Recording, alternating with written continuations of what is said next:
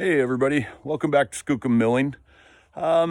This is going to start, I'm going to post a number of these videos. I've got a little project here that goes hand in hand with the sawmill that I think a lot of you will find interesting. And you could probably assist me in the comments with things that I don't know about it. But one of the things that kind of goes hand in hand with the sawmill is some way to move logs.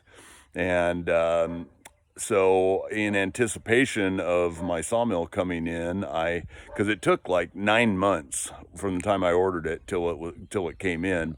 Just like everything else these days, there's a backlog and slow order time and what have you. So in the meantime, I started looking for a tractor, and I've been driving past this old backhoe that was sitting in a guy's backyard. It was on the way to our county landfill, and I've looked at it for years just sitting there, and I thought, huh.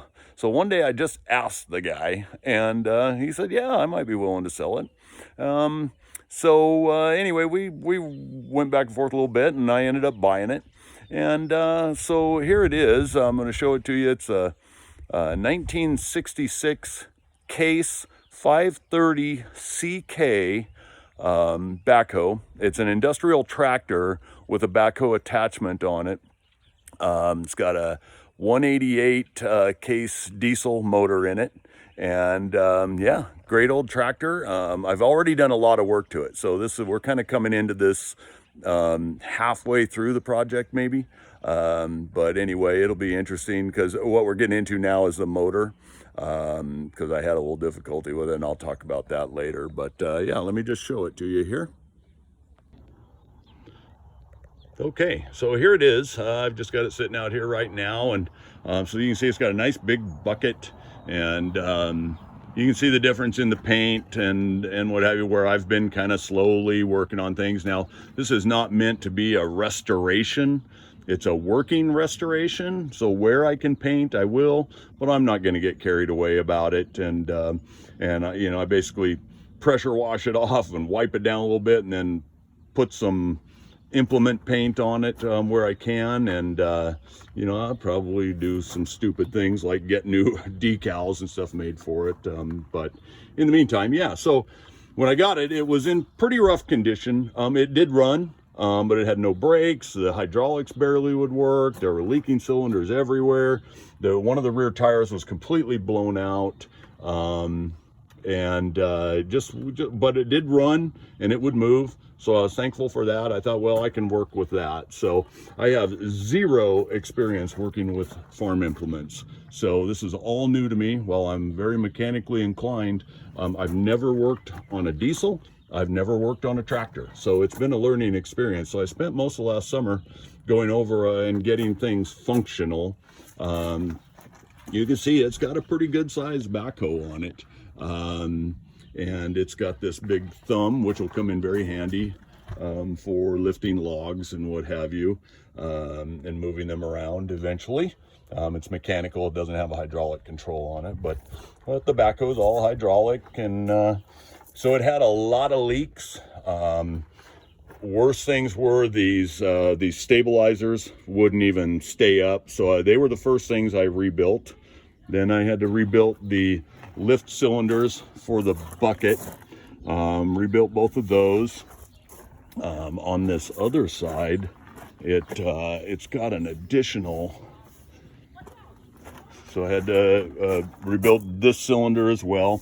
Then I had to rebuild this one. So I guess, what is that? 1, 2, 3, 4, 5 cylinders that I rebuilt. Oh, and the bucket curl cylinder, this one was bad too. So I had to rebuild it. But that pretty much took care of it. And it was functional for quite a while. I haven't really used it much. And then I did go to use it one time, and the moving some snow, and something started making noise in the motor. So I've shut it down, and that's where this video series is going to take off from. We're going to be working on that Case motor to find out what the knock is and what it takes to fix it.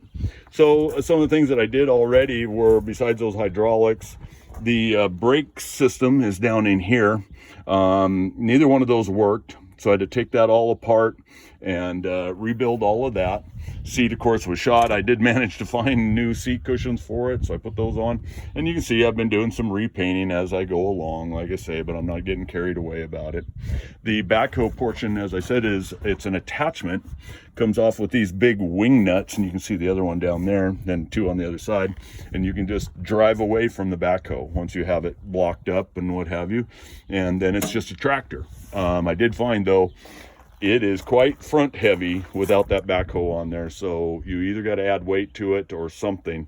So I'll probably leave the backhoe on most of the time, but for this series coming up, I'm going to take it off, and I may even take this bucket of the loader assembly off as well, just to make it easier to get to the motor as I'm working on that. But tires were shot. I did manage to get some new tires on it. I've been doing some painting, like I say, and just making it functional. Oh, there go my dog and the neighbor dogs again. They just play back and forth along the fence. So that's Skookum, for those that are wondering. Skookum Milling, named after Skookum. And that's Denali, our other dog.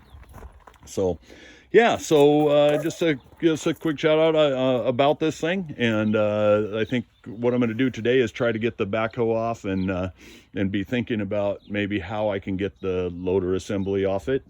And then once I've got that done, I'm going to move it around to the front of my shop where I'll actually be working on it. So just want to give you a heads up about this and show you what we got. I think it'll be kind of fun. It's a learning experience, like I say.